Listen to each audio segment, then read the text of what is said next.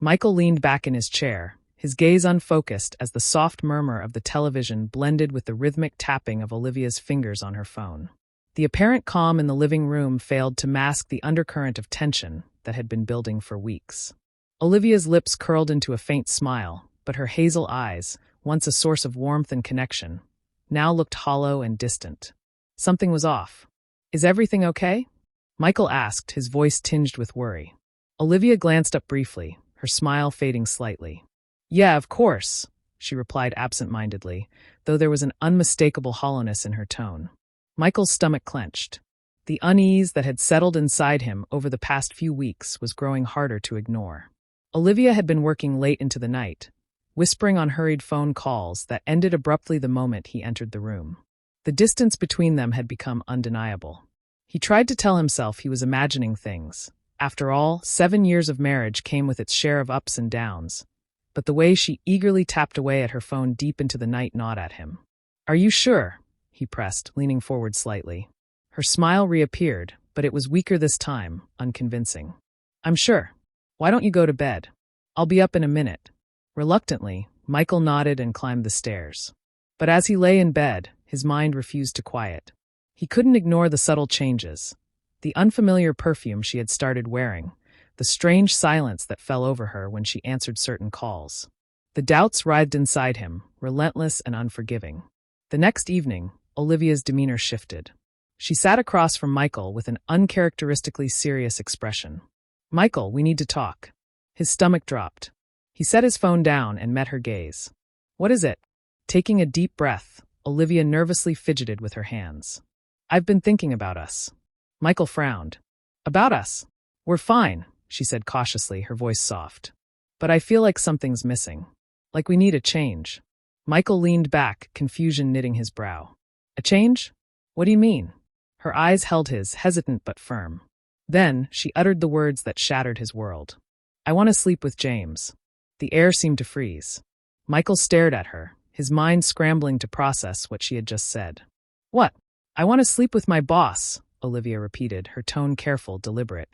"And I want you to watch." The room fell into a suffocating silence. Michael felt as though the ground had been ripped from beneath him. "You can't be serious," he whispered, his voice barely audible. "I am," Olivia said firmly. "James and I have talked about it. We think it might be good for us." Michael's blood ran cold. "Good for us," he echoed in disbelief.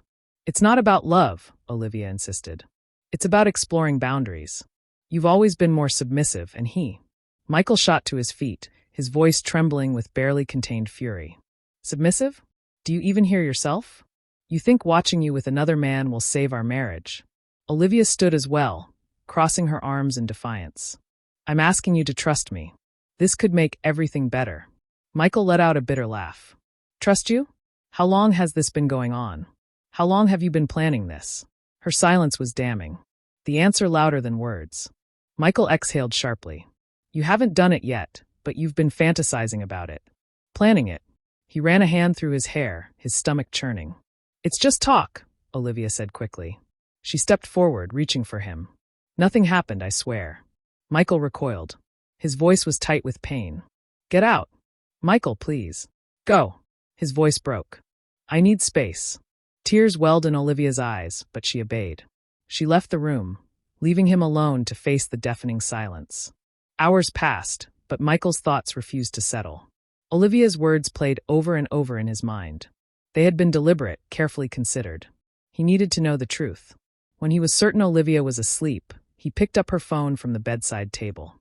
His hands trembled as he unlocked it, fully aware of the boundary he was about to cross. But the messages he found crushed any lingering hope. The conversations between Olivia and James were explicit, detailing secret meetings, mocking Michael, justifying their actions as an attempt to save their relationship. Michael's stomach turned as he read them. Then, as if a knife had been driven into his chest, he saw the last message. "Can't wait to see his face when he realizes what's happening." His blood ran cold. Michael put the phone down, his chest heaving with heartbreak and rage. He stumbled to the bathroom, splashing cold water on his face, staring at his reflection. In the depths of his weary eyes, something flickered, a spark of determination. The next morning, while Olivia was at work, Michael picked up his phone and searched for Sarah, James's wife. He barely knew her, their interactions limited to brief exchanges at company events. But he remembered her as a kind, steady woman. A woman who deserved the truth. Finding her on Instagram, he sent a direct message. "Hello, Sarah. It's Michael. We need to talk." Her response was almost immediate. "What about?" Michael hesitated, knowing that what he was about to say would change everything. "It's serious. Can we meet?" Less than an hour later, they sat across from each other in a quiet cafe. Sarah's hands trembled as she read the messages, her face pale with shock. "I can't believe it," she murmured. "I thought we were just going through a rough patch." Michael's voice was heavy with emotion. "I know, but I refuse to be a victim." Sarah wiped away her tears, her expression hardening. "Then let's make them pay." Over the next few days, they formulated a plan. Not just to expose Olivia and James, but to shatter them. To make them taste the betrayal they had so eagerly served. On the night of their plan, Michael changed the locks, packed Olivia's belongings, and set up speakers around the house. Sarah arrived precisely on time. As Olivia and James pulled up, expecting a night of illicit pleasure, they were met with deafening music and locked doors. Through the upstairs window, Michael and Sarah watched them grow frantic. Then, when the moment was right, Michael and Sarah stepped into the light, wrapped in a passionate embrace, making sure their unfaithful spouses saw every detail. Olivia's face turned ashen. James punched the glass in rage. Michael grinned, drawing Sarah closer. Then, with a dramatic flourish, he pulled back the curtain, leaving their exes to face the cold, brutal reality of their own betrayal. As I sat across from Alex's parents, their disapproving gazes bore into me. His father, cold and dismissive, spoke with finality. "Don't even dare dream of joining our family. The point is, you're not the right person for my son. Now leave." His mother, equally hostile, added, "We know you're kind. Sooner or later, you would have approached Alex for money. I don't know how you fooled my son, but you certainly won't fool us." I clenched my fists, my patience wearing thin. "That's enough," I finally snapped. "You can say whatever you like, but it's my life, and I will decide whom I marry." Alex, visibly distressed, tried to stand up for me, but I placed a hand on his arm to stop him. Looking at his parents, I said firmly, "I understand your concerns, but it is incredibly rude of you to say such hurtful things to someone you've just met. I have no interest in wealth. It means nothing to me. But if I were to become rich, I certainly wouldn't want to turn out like you." With that, I rose from my seat. "There's no point in continuing this conversation," I declared, walking out of their house. Behind me, Alex's father shouted, "You beggar! Don't you dare insult us. We will never allow you to marry our son." Without turning back, I exited, ignoring his words. Alex caught up to me outside, his face full of regret. "Kate, I'm so sorry. I never expected them to say such cruel things. It was truly hurtful." He exhaled sharply, running a hand through his hair. "But maybe this is a blessing in disguise. Marrying under these circumstances would have been even more stressful." He hesitated before continuing. "I've made up my mind. I'm cutting ties with them. I won't take over my dad's company, and I'll resign from my job too." Alarmed by his drastic decision, I placed a hand on his arm. "Don't rush into such big decisions," I cautioned. He shook his head. "I'm not rushing. I truly love you, Kate. We didn't get together for money, so leaving my family's fortune behind doesn't bother me." I sighed, touched by his resolve but still concerned. "I understand, but let's take this one step at a time." He squeezed my hand. "Then let's go talk to your parents." Together, we headed to my family home. My parents were surprised by our unexpected visit, but welcomed us warmly. Over tea, we explained everything that had happened. My father listened quietly, his expression unreadable. After a long silence, he suddenly asked, "Alex, your father's company is Space Sea, correct? And his name is Patrick Smith." Alex blinked in surprise. "Yes, but why do you ask?" My father's lips curled into a knowing smile. "Just as I thought. How about we pay your parents another visit?" I frowned. "Dad, what's going on?" My father's eyes gleamed with a rare determination. "They wanted to see who you are, didn't they? Let's go show them." His sudden insistence was unlike him, and I was taken aback. But there was something in his tone that made me trust him. Without any choice, we followed his lead. Once again, we found ourselves at Alex's family home. This time, his father answered the door, his expression darkening immediately. "You again? I don't care how many times you come back. I will never accept this marriage," he barked. My father took a step forward, his presence commanding. Patrick, do you even know whose daughter you insulted? He asked, raising an eyebrow. Alex's father's face flickered with confusion.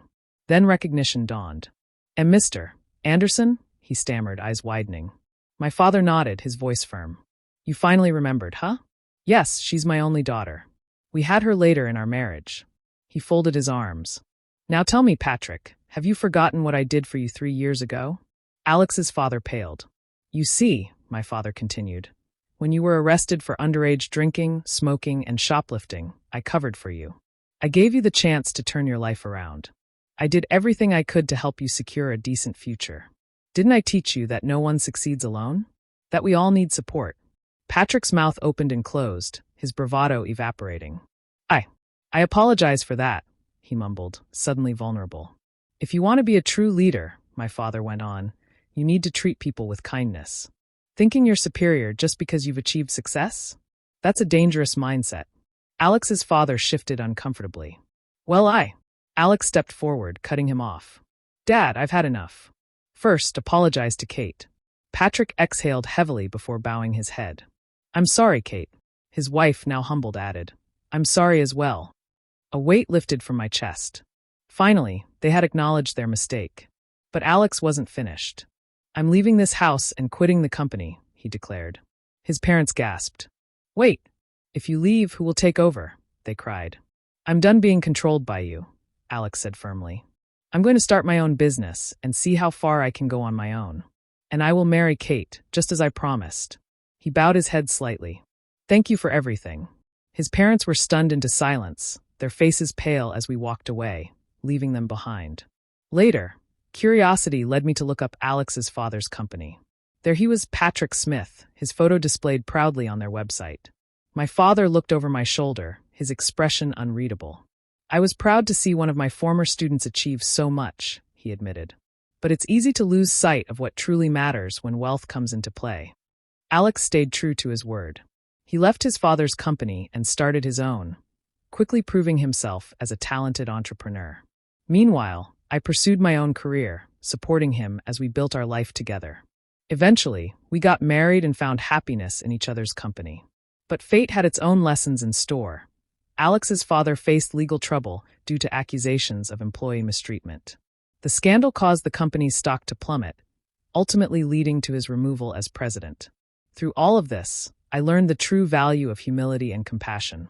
My father had always been my role model, and his wisdom guided me through life's challenges.